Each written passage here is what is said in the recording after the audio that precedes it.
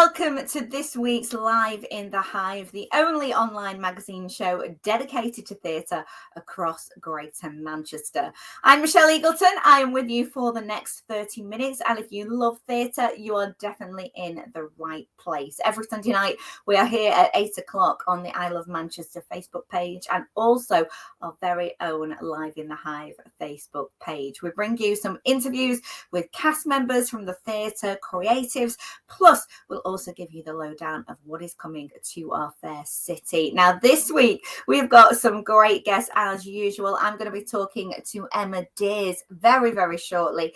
Now, Emma is one of the ladies behind Judy and Liza. In fact, she wrote this play and it is absolutely brilliant. Probably one of the only times that you are going to see Judy and Liza reincarnated on stage. Those are two iconic performers, Judy Garland and Liza Minnelli, mother and daughter. Emma's going to be telling me about that show, which is winging its way to Manchester very, very soon. Sounds brilliant, very exciting. And if that wasn't enough, well, I'm going to be chatting to one of the guys behind Animal. Now, this is a play coming to Hope Mill Theatre very soon. Jon Bradfield co-wrote this play, and it won their Through the Mill playwriting competition, which was the very first one last year. It's now come to the stage. We're going to find out what it's about and why there is such a big buzz about it. Oh my goodness. Yes, what a show we have in store for you tonight.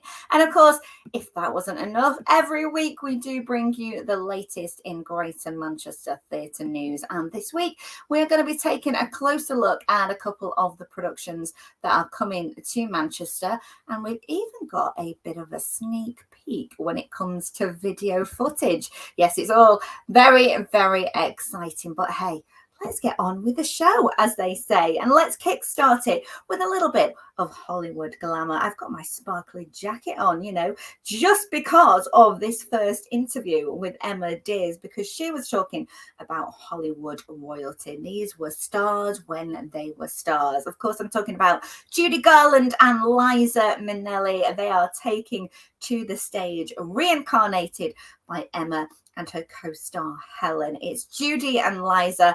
I wanted to find out what it's all about and get excited with Emma on this one. And here is what she had to say earlier this week. Two icons on the stage in one night. Emma, tell us about Judy and Liza. Well, not only two icons, but a mother and daughter icon as well. You know, that it's just magical that you've got that relationship to explore as well. So it's a show about Judy Garland and Liza Minnelli, who, for people who don't know, are mother and daughter, or were mother and daughter. It features all the songs that they made famous, fabulous songs, obviously, Over the Rainbow, Trolley Song, Cabaret, Stepping Out. You know, there's all these massive, massive, great songs. And the amazing thing is the songs actually do tell their stories. You know, they really are quite biographical, you know. So in the first half, we concentrate on Judy's life, and in the second half, we see more of Liza. But it's loosely based around their 1964 concert that they did at the London Palladium when Liza was only 19. Gosh. And basically, Judy was having some vocal problems and was quite tired. It was at a stage in her career where she wasn't at her strongest. So she invited Liza to join her. And basically, Liza blew them away. So there was a bit of, I mean, there's lots of video footage of the show itself, and you can see Judy doing things like pulling Liza's mic down and things like that. And of course, you see the pride in her face, but there's also that kind of, oh, hang on. Yeah, my time has kind of gone a little bit that way. And yeah, so it's fascinating. It is, yeah. The dynamics must be incredible, but taking on the role, you know, of Liza and Judy, I mean, you and Helen have got big boots to fill, right? Yeah. Well, the whole reason why I wrote the show was because I used to be in the West End doing lots of shows, and all the time people used to come to me and say, oh, you're so like Liza Minnelli. I never tried to be. It's just something that's naturally happened. And I used to have very short black hair, and looked just like her. So I have a wig now because I had short hair for like 10 years. So I now have a wig. So yeah, I was constantly being compared to her. So I thought, and I was always a massive fan of Judy Garland. So I thought, I'm going to write this and put it on. It's been going 12 years now.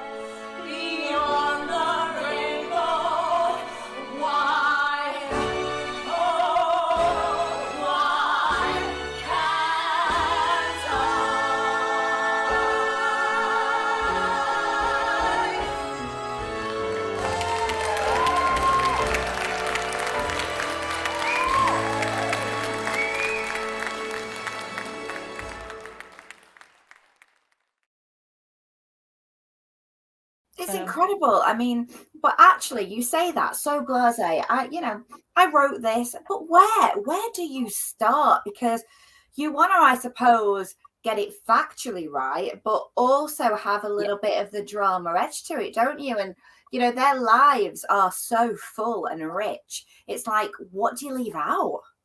Exactly. All the material is there, and it's very much a celebration of their lives.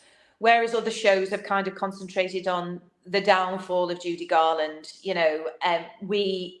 ours isn't like that. It's a celebration of what they've both achieved. Of course, you hear about the tragedy and we talk about the tragedy, and it is a roller coaster, but it's very much about celebrating them both. Where I started was, I realised that the song Somewhere Over the Rainbow and Maybe This Time could be joined together, like mashed up. So that's our finale. So it's where Judy is singing Over the Rainbow and Liza is singing Maybe This Time, and it builds and it builds and it builds. That's what made me want to write it. I thought, great, that's the finale. Let's go back to the beginning. I mean, originally I did want to do a one-woman show where I played Judy in the first half and Liza in the second. And you would be a wreck, Emma. I'm glad you didn't do that. You would be talking to me now. So then I went on the search for a Judy Garland, and Helen is fantastic. She's played it in the West End in another production called Judy, Judy, Judy a few years back. So she's superb. She's a fabulous actress. Well, you say, I mean, this show has been going 12 years. People absolutely love it. The critics love it as well. And they said, there's an uncanny resemblance between the two of you putting on as Liza and Judy. And I know you said you got compared to Liza a lot, but again, as a performer, there must have been quite a lot of study that you and Helen had to do with like the movement, the gestures, how they hold themselves. Yeah, absolutely. Although we're very keen not for it to be a carbon copy, it's more like essences of them. Because I think as soon as you start to think, oh, well, Judy would do that on this bit and Judy, Liza would do, I think you lose the truth of the performance. So, I mean, Helen is a lot more, she like watches videos in the dressing room and, before she goes on, she's very much more channeled like that. Whereas I just say fabulous, and then I'm there. You've got it. There you go. As soon as I say that word, I'm in Liza's zone. And also because I've written it, it's very much part of my DNA. Do you know what I mean? It's I step on stage and I am Liza because it's been part of my life for the past 12 years. So. I mean, it was a golden age back then, wasn't it? Really, the stars were real stars, Exactly. and It's it not was the same now, is it? It's not that it's few and far between that we can actually say there are people that are on that level that can I give know. those performances. So I think now we've just got that much choice that you don't get stars, whereas back then it was almost limited to a pool of people. Do you know what I mean? And so when people really did shine, the exposure of those, but then that exposure is what killed her in the end, so. It is sad. I mean, I've read her biography, and I was just kind of like, oh my God, she really went through it. And, Liza herself has gone through her own. She's done so well to be here now, and she really has come through. I mean, with Judy, I think just mental health in apart from the drug abuse, which wasn't her fault, she was given drugs at 15 by the studios, and then they at one stage they took her into a sanatorium and removed part of her brain. Do you know what I mean? It's like gave her electric. It's just now we look at that and it's just shocking. Whereas a good therapist now, and it would probably have solved a lot of those problems, but the pressure from day one, day dot, for her to bare her soul, which she did, and it was the vulnerability of her that made her so special. That it's unhealthy, but that's in a way what made her an icon. Yeah, absolutely. And this show, it's giving people the opportunity to see something that they will never get to see. It's as close as kind of seeing them two together. People do get that feeling and when you're immersed with the story as well, it really is a very moving show. Yeah. I can't wait. It's coming to lots of different venues right near us. We've got some of them scrolling below us. You're coming to Oldham, you're coming to Bolton at the Octagon. You are around the place. And what I was going to say as well, have you ever heard from the lady herself, Liza, or any of the family about what I've heard from the family very early on. Had conversations with them, but not. I'm actually really nervous to meet her because I'd be so upset if she wasn't pleased with it. I'm sure she would be. I'm sure. Well, I know for a fact she didn't like the Judy Garland one that was in the West End that then became the film. She was very upset about that. So I don't think she would have that reaction with ours because, as I say, it is pure celebration. But it would make me very, very nervous. I'd love to meet her. I would. It's Liza with a D. And you know what? I hear she is absolutely gorgeous. I think she is a very, very generous person with people's times. I know people who are friends of mine that she has befriended, when she's gone to see a show and she's gone backstage and she's been really, really friendly and complimentary. So I'm sure it would be but the risk of it not being is worse than the joy of meeting her. Do you know what I mean? I am sure Liza Minnelli would definitely give that a big thumbs up. Honestly, that sounds such a brilliant production. I can't wait to see it myself. And of course, it is coming to 3 venues across Greater Manchester. So get yourself down there if you can. And now, talking of things that are winging their way to Manchester, of course, it is now time for our section every week where we give you the lowdown. Yes, it is Greater Manchester Theatre News, and this week we had some news. We had some big news. Yes, of course, that is a reference to Pretty Woman, the film. Do you remember that? Richard Gere, Julia Roberts, such an iconic film. Well, it came to the stage a couple of years ago, and it's been playing at the Savoy Theatre in the West End to rave reviews. You can see the wonderful Danny Mac there in the Richard Gere role. He's only in it for the next 6 weeks in the West End, so get in there to see it it if you can. It's running until June in the West End. But the big news is it's coming to Manchester. Hurrah! Now, they released this information on Valentine's Day this week, which was absolutely perfect. It's coming from the 5th to the 16th of March next year. Definitely worth the wait, this one. It'll be on at the Opera House, and tickets are already on sale. They are going to be selling like hotcakes, I can tell you now, because that is pretty much a short run. So try and get your fingers on those if you can. It's definitely going to be very, very worth it. And talking of big announcements, well, this is coming to tour.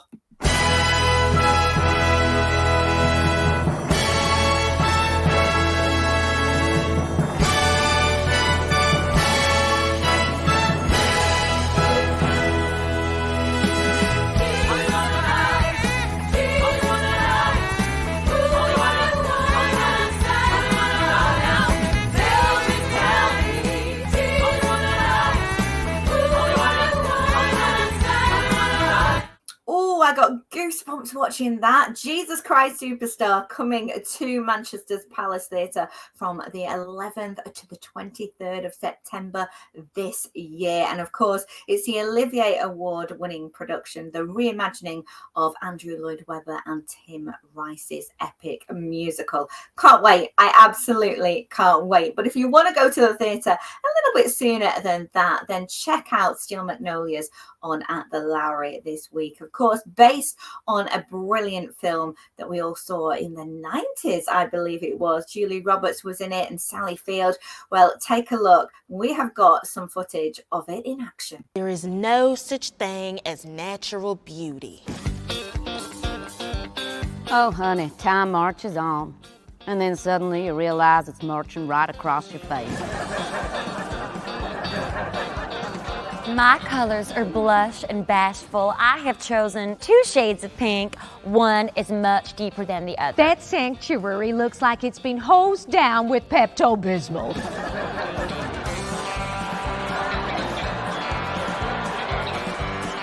Let's get one thing straight. I don't go to the movies because they are all trash and full of naked people.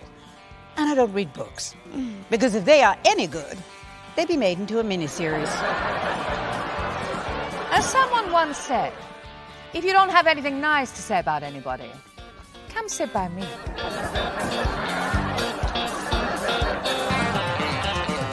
What a cast. Some fantastic actresses there playing the roles in Steel Magnolias, and that's on at the Lowry in Salford from Tuesday to Saturday next week. Do watch out for that one. Now, talking of plays, we always like to champion something new and fresh here on Live in the Hive. So when we heard about a new production called Animal winging its way to Hope Mill Theatre, of course, we had to interview one of the guys behind it. I spoke to the playwright Jon Bradfield earlier this week to tell me why there's so much excitement about his play and how it came about. I'm so excited. I finished the first substantial draft of this over 3 years ago. I mean, that's quite common with plays, but I'm used to writing pantomimes where you write it and then it's on a few months later. So yeah, it's been a long journey, and the Hope Mill has been like the most important part of that in a way, because it's getting to the stage because they ran a playwriting competition called the Through the Mill Prize, which it won, which was lovely. And part of that was that it got to be produced at the Hope Mill. And yeah, I mean, the Hope Mill is, like, in a few years, it's really put itself on the map, I think, as a really exciting venue. So yeah, it's lovely. I love the venue. It is brilliant. It's intimate. It also brings really exciting productions to the stage, to the audience, whether it be revivals or new plays like your own. Tell us a little bit about Animal, because I really like the premise of this. I think, it's going to be touching, isn't it? But it's going to be humorous, and it's going to give us a bit of food for thought. I hope so. I mean, in terms of humorous, so one of the things I do quite often is I write pantomimes for adults, and oh no, you don't. Oh yes, I do. We're there behind me right now. So Josh Heppel, who's he's a disability equality activist and trainer, the idea for a play like this, about this kind of thing, was his idea, and he'd been to see some of my sort of naughty adult comedies and decided that actually if there was going to be a play about sex and disability, that he decided he wasn't going to write it. He decided he wasn't a writer, really. That he wanted someone to come on board who would bring a kind of irreverent humor to it, because it does, because it goes to some pretty dark places as a play, and he wanted it to have that sort of buoyant warmth about it as well. I mean, so it's about a guy he's got cerebral palsy. His name's David. He's a young gay man. And he's got very severe impairments, and he relies on people for a lot of things in his life. So he relies on people to be able to eat food, or to have a drink, or to go to the toilet, or to shower. And at the start of the play, he's completely non-experienced sexually, and out of frustration and a desire for human connection, sexual affection, whatever, he goes on Grindr, on the dating app, and so he begins this sort of romantic and sexual adventure. And it's about the complications of having a sex life, having a private life, an intimate life, while also relying on professional assistance, relying on friends to look after you. How do you sort of manage those two things at the same time? And also I suppose about that can be really hard, relying on people, and that can affect your behaviour. And actually, he does go on to behave quite badly to one of his friends in it.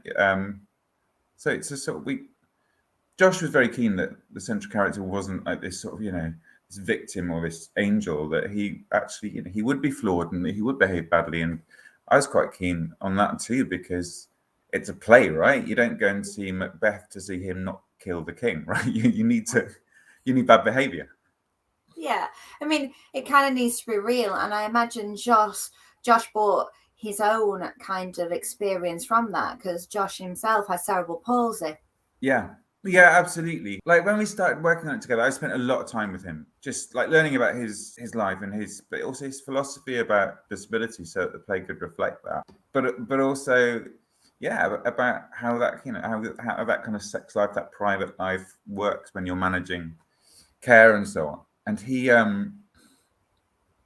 we basically agreed that I would have the freedom to tell a fictional story that I wanted to tell. And you don't know what story you want to tell until you start writing it. When you start putting characters in a room together and they each have their own things that they want that sort of conflict, it's a bit like improvising. You're basically being those characters. So we didn't know where it would end up going as a story. But I always said that, I would always defer to him when it came to the experience, or at least his experience of disability, so that it could be authentic. So I was always going back to him, showing him drafts of the play and so on, so that he could offer insight. And sometimes he'd be really creative in that as well and give me ideas, which was great. But none of it is literally based on anyone or anything in his life. But that certainly informed it, including some of the sexual experiences in it as well. So the end version, when you showed it, Josh, was he like, yeah, that's it, that's the one? What was the response like? I mean, like plays don't even have an end version, right? We will be tinkering with this play until the final preview. That's just how it works. But at first it was really odd for him, because in a sense there was a character who physically was like him. He had the same sort of impairments, he had cerebral palsy, he had similar life setup, but the character sort of refused to behave like him. He behaved worse or differently. Yeah. So it was really, he had to get his head round the idea of this person that he really identified with in some ways just wasn't him. But he's very generous about it, and I think he's found it fascinating, being able to sort of see where I've been able to go with it, and also the characters that aren't him, and the characters that aren't like people in his life, because again, it's a play, so you want to create big, larger than life, memorable characters, and yeah, like it took him a little bit of time to get his head around, okay, this is fiction, this is a play. But he's been so not just supportive, but like engaged with it. I mean, he's been in rehearsals as often as I have, which has been great. And that's not to sort of, you know, go, oh, let's change this, but to go actually, but where something, he can make something more authentic, or he goes, actually, if someone said that to me, that would really annoy me. And then I can decide, well, actually, maybe I do want to annoy the character, or I can decide, oh, that was an accident. I didn't mean to do that, so I can change it. But yeah, he's been great. It's I'm used to collaborating with people. I co-write pantomimes. Like I wrote a TV movie last year where it's me that's writing it, but you're working really closely with a development producer who's like really giving you feedback all the time. So I really like collaborating, but this was not a collaboration like anything else I've done. Also, he's not a theatre person, so like it's all right. He's produced comedy shows before, and he's reviewed theatre, but he's like, it's completely eye-opening for him. So we've all got this shorthand of, you know, the way we work, and we know how things go, and he's had to learn that, but he's really embraced it. It's kind of like new territory for the both of you, but you're kind of helping each other in different ways. I didn't know anyone with like severe like impairments, anyone who was like, you know, really disabled before. And so just like on a personal level, like getting to become friends with him and getting to know him and understanding his life has been incredible. What I really like about this is it's something that's tackling what we usually class as taboos, don't we? You know, this play is kind of bringing all those up to the forefront. And how important is it for us to get productions like this to be seen on stage? Because, you know, 10, 20 years ago, you wouldn't have had, you know, something like this. Yeah, I don't know. I mean, I think there's something that Josh talks about, which is that the ability to give and receive love and affection and sexual pleasure. They're really like key, you know, they're not everything that makes us human. They're a big part of it, as is being seen as deserving of those things. Yeah. So I think being able to put a character on stage who in a play that's about that is hopefully a really humanizing experience, because, you know, often the first thing you see with someone, certainly with our character who's really disabled, the first thing you see is that he's disabled. And while Josh would say, you know, never say, oh, I don't see the disability, because actually it's, you know, that's rubbish. It's a key part of someone's life if they're relying on people. At the same time, to also see the other aspects, to see that they are capable of and deserving of as rich and as rich and sexual a life, I suppose, as anyone else, is really, really important. And the play isn't, you know, it's not a piece of agitprop. It's not activism in that sense. And I never wanted to set out to write a play about disabled people, because that wouldn't write. But I think being able to put one character on stage, and who again is quite a flawed character, so they're not representative of the disabled community. They're just themselves, and to make them the star of the show, I hope there's a sort of activism there. It's certainly hopefully doing some good, but we wanted to do that in a way that felt like a piece of art, like a piece of entertainment. I definitely think it's going to deliver everything Jon wants and more. It sounds absolutely fantastic. And the great thing is we get it first here in Manchester at Hope Mill Theatre before it goes to London. It's always good when that happens. And I also predict this one is going to win lots of awards. So watch this space. You heard it here first. Of course, you always do with Live in the Hive. And we are here every week on Sundays at 8 o'clock, streaming on I Love Manchester's Facebook page and our very own Live in the Hive Facebook page. We'll be back with more guests next week. Until then, if you want to find out what's going on in the world of theatre, head to the I Love Manchester website. We've got loads of information there on where to go and what to see. And of course, give us a follow, share the love on social. We're on Twitter and Instagram at Live in the Hive 21. I hope you have a great week. I'm going to give you my big jazz hands in the air and send send you lots of positivity. I'll be back here in the Hive next Sunday. I'll see you then.